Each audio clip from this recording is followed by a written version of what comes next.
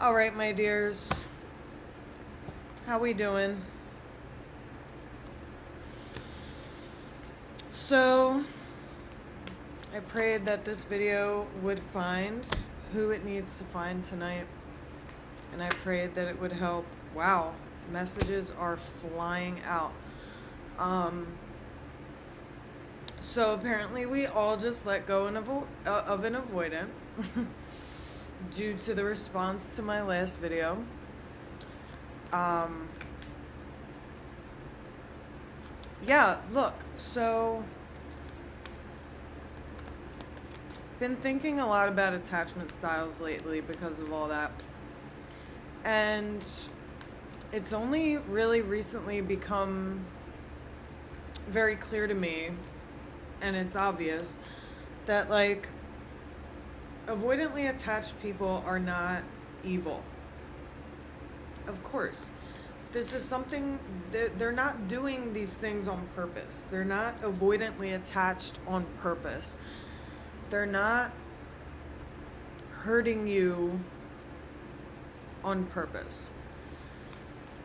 Yes, what they do is painful, but just like, anxiously attached people are not evil. They're not doing these things on purpose. Being in a dynamic with an avoidant person is very painful. But we have to understand that, like, this is a product of their trauma as well. This is a product of their pain as well. So I have a lot of compassion in my heart today for avoidantly attached people. But one of the principles that I like to live by in my healing journey is that I cannot control the actions and healing journey of other people. I can only control my actions and my healing journey. So if a dynamic is hurting me, it's gotta go. I know that you're not doing this on purpose, but it's gotta go. With love and compassion and grace and peace, I release you. And when we can do that and a person comes back, hopefully more healed and more securely attached, then they were meant to be in our life. If they never come back, then they weren't. All love. Write a song about it. Cry about it. Process it. Write a poem about it. Whatever you gotta do. So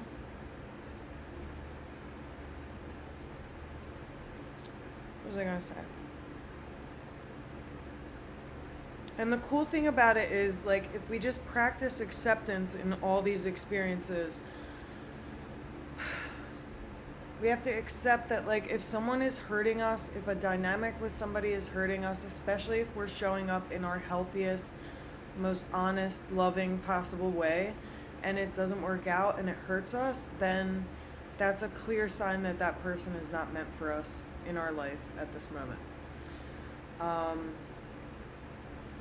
I feel like I'm mostly connecting with divine feminine energies with these messages. But take it as it applies. We all have,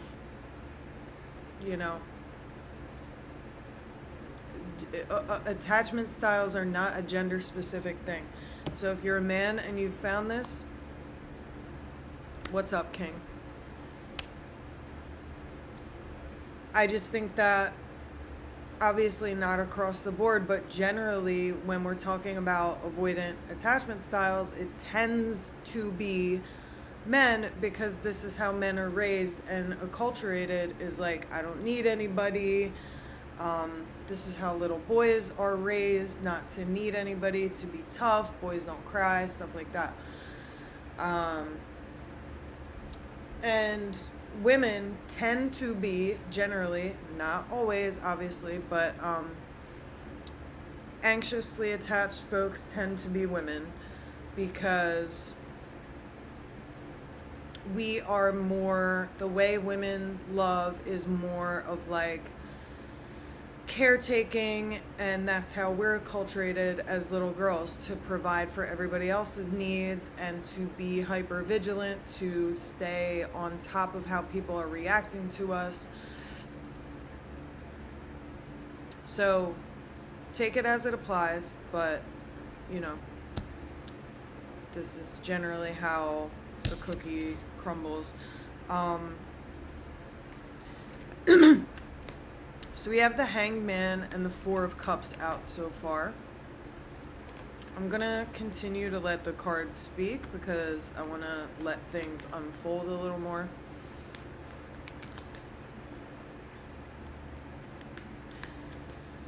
I'm feeling very called to talk about healing our feminine energy. I think that there is a great mass healing of feminine energy happening as the Death card comes out with the Ace of Cups, of course, and the Six of Swords. Hilarious. There is a mass healing of the feminine energy right now. Individually, collectively, because for so many centuries there has been a mass wounding of the feminine energy. Especially in American culture, we are acculturated to live in masculine energy, to achieve, to accomplish, to push, to succeed and do. There is not so much a focus in American culture on being. And don't even get me started on the mass wounding of feminine energy for centuries and centuries. I don't want to come out of my peace at this moment.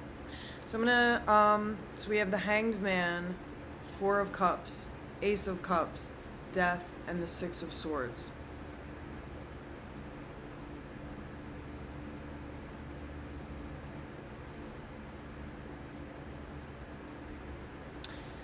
I hear a lot of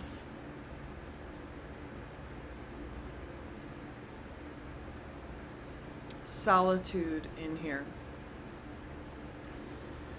Someone is entering a very healthy period of solitude and realizing that there has been a lot of energy in your zone lately. You know, if you resonated with my last video, you expended a lot of energy on this person that you've just said goodbye to. Sexual and romantic situations are a huge energetic exchange. And I feel like I'm talking to someone here who realizes that they need a period of very healthy, very conscious, spiritual solitude to renew themselves. And you understand that there's like simplicity here. You're bringing things back to basics. Focusing on your breath, focusing on your rest, your healthy eating habits, hydration, just like keeping things very simple, because I feel like you just came out of a very complicated time where everything felt very other focused. And this is such a juicy energy of like, I'm focusing on myself. Because you understand that getting this person out of your life, you learned a lot from that, and you learned what you will never accept in a person again. You learned what you will never accept again. You honed in on more on what you want in a person. You honed in on where you still have healing to do. And feels like it really fried your brain chemistry. So, like, I'm a recovering alcoholic and a recovering addict. So, like, anything that induces a dopamine spike in me, I get addicted to that. And that is men included. So, like, I'm in recovery. I just celebrated 7 years.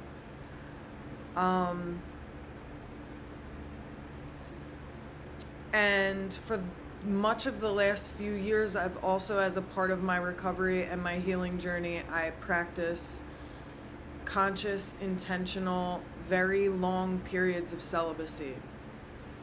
And when someone comes along romantically, I can so clearly feel the difference in my brain chemistry. It's nuts. Like, celibacy will get me to a place where I'm so centered and so grounded and so happy and juicy, and like my brain chemistry is dope. And somebody will come along, healthy, unhealthy, whatever it is. I will realize that the same things that made me happy and fulfilled 2 days ago in celibacy don't hit the same anymore, because my brain chemistry has been totally altered by a person coming in. And that is part of my work, to understand that and to like understand that and manage that. Because it makes me feel a little hopeless sometimes, because I'm like, damn, am I ever going to be able to be in a romantic relationship without my brain just getting fried and like totally affixed and addicted to that person, because now they've shifted my brain chemistry and caused a dopamine spike in me. So like now I need them to feel good and like get well. Ooh, we're getting real here. Thank you. And I share these things about myself because if it's me, it's you. If it's you, it's me. One of my tarot readers, Mama D Tarot, introduced me to that phrase, like, we are all one consciousness. So if I'm going through something, I know that the people who are going through that same thing as well will find these messages. I trust that. So the Hanged Man, we're going into a place of, ooh, I just felt tears come. Putting things on pause a little bit. You just had a lot of action come through. And a lot of energy. And you're like, okay, let's take a step back a little bit. Slow things down a little bit. Clear your schedule.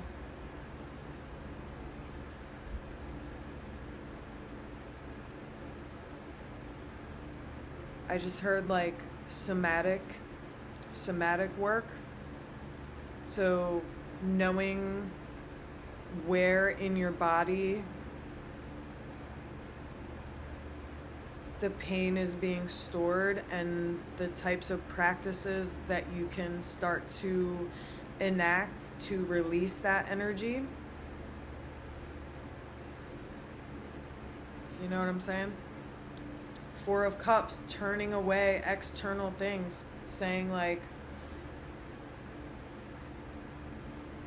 as much as I want the high of a man or a woman or romantic situation in my life,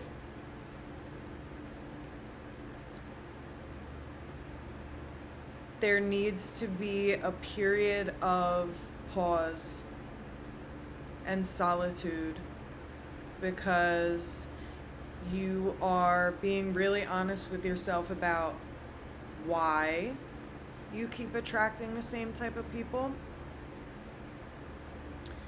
And you're like, okay,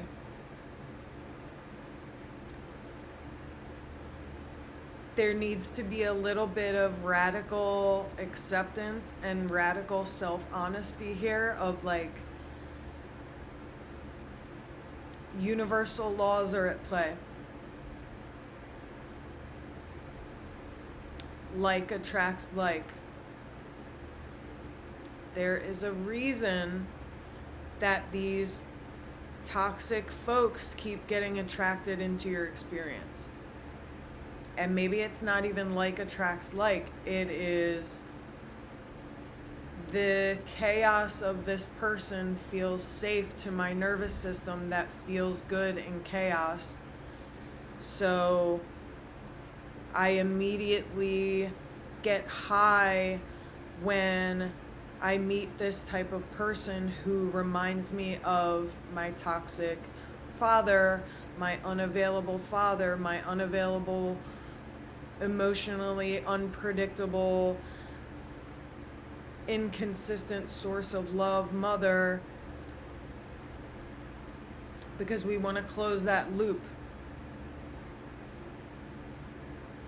You know, I do a lot of research about this type of stuff, and I've heard people say it for so long that like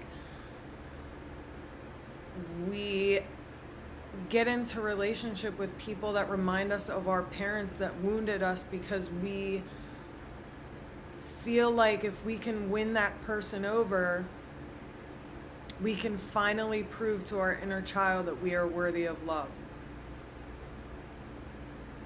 You know, we find that guy who reminds us of our dad, and we bend over backwards and do circus tricks and fucking jump through hoops to try to get this guy to love us, because if I can get Jeffrey, who reminds me of my dad, to finally love me, somewhere deep in my soul I can say, see, I am worthy of love. Oh my goodness. Heartbreaking. Because Jeffrey never does. Jeffrey just does the same thing that our dad did, and he leaves. And we're right back here. Sitting alone, wondering, how did this happen again? And honey, trust me, I know. It feels so magical, and everything just feels so right, and this person feels like home, this person feels familiar. We say the same things at the same time, we share the same interests, we have the same, like, wounds. We can talk about these things, we can talk about our wounding, we can talk about our healing, and it's like, how then, after all this magic and these beautiful moments, does this person leave me? Consider perhaps, this is something that has been coming into my consciousness the last couple of days, consider perhaps that you are finding men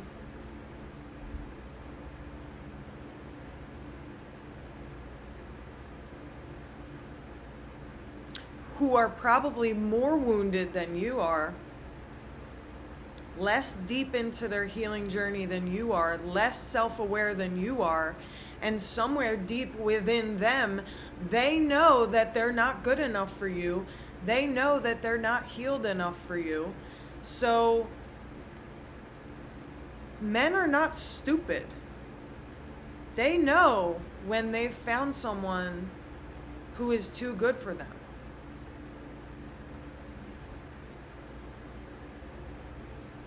And I think we can get really high on these situations where we have such a deep connection with these people, and we get heartbroken and crushed when they leave.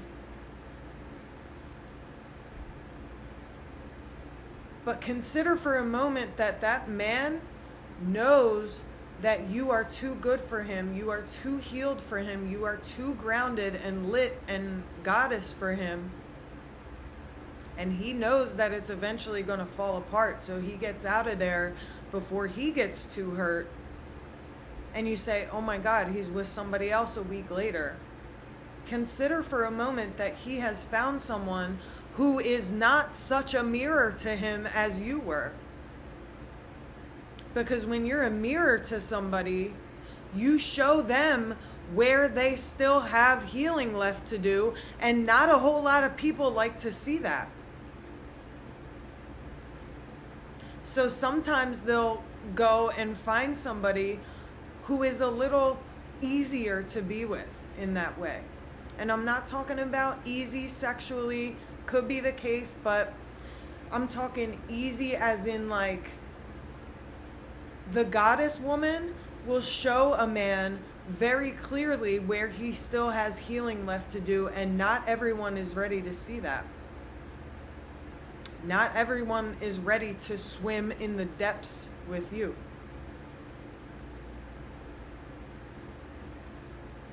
So before you say to yourself, oh, what's wrong with me? What did I do wrong? How did I fuck this up?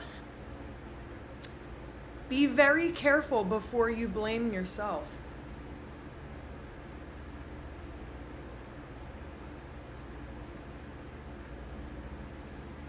Okay? Death. Total transformation. 6 of Swords. Going to safer shores. So, safety. Let's talk about safety for a second.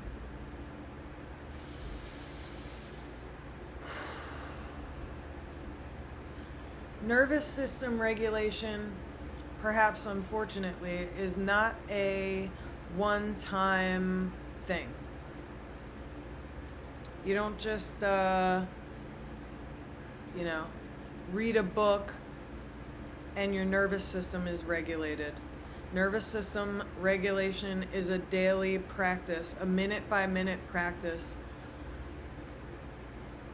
And if you're anything like me, whose nervous system is attuned and very comfortable in chaos, safety,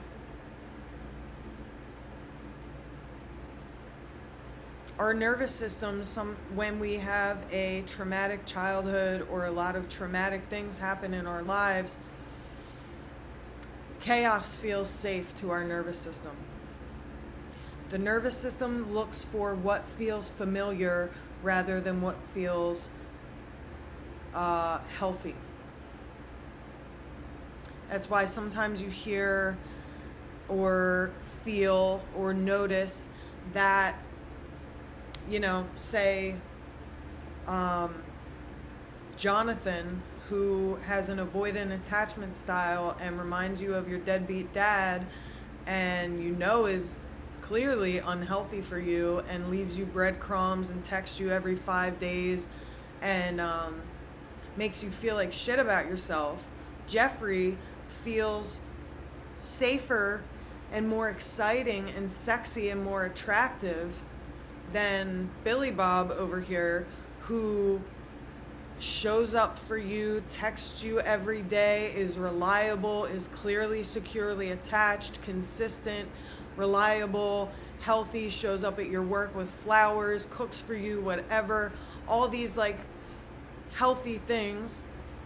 For some reason, Billy Bob just isn't as sexy to you as Jeffrey Joe Billy Bob, or Jeffrey Patrick over here. I don't fucking know.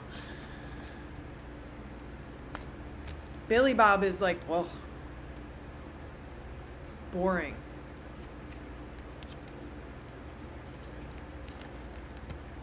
Because your chaotic nervous system feels more attracted to number one over here. I don't remember the names. Because he causes a dopamine spike whenever he texts you every 5 days. So really what he feels like is being addicted to a drug. So that's why he feels so sexy, because that dopamine spike that you wait for every 5 days, ooh, that is powerful. But if Billy Bob over here is showing up for you every day, that is consistent. That doesn't really cause as heavy of a dopamine spike for you. What I'm saying here is that if we start to really consistently practice regulating our nervous system, Billy Bob will look much more attractive.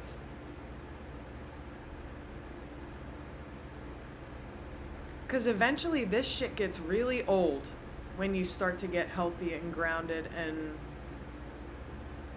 safe in your own nervous system. Accustomed to grounding yourself, regulating your nervous system, noticing when you are dysregulated. Safer shores. So when you take that leap of faith and start to be by yourself, have that period of solitude that is being called of you right now,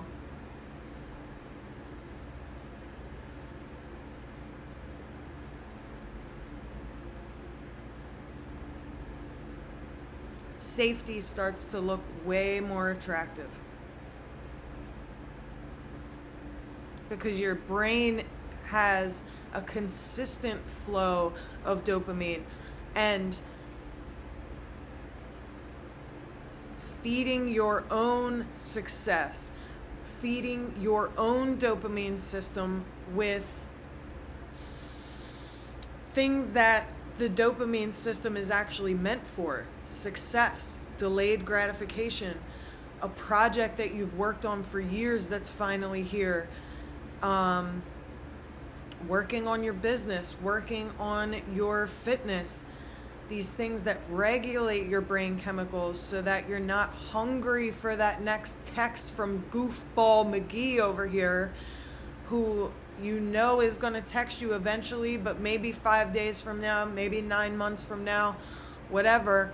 Ew, let's get really bored of that and start centering our reward system on things that we control, so that healthy people start to look more sexy and more attractive. This is a huge time of change, honey. We're in Scorpio season. It is time for death and rebirth. We're done with all that stuff. We're done with all those, that F-boy energy. I don't like it. I don't want it. I don't need it. We don't need it. I'm done with people who feel like drugs. I want people who feel like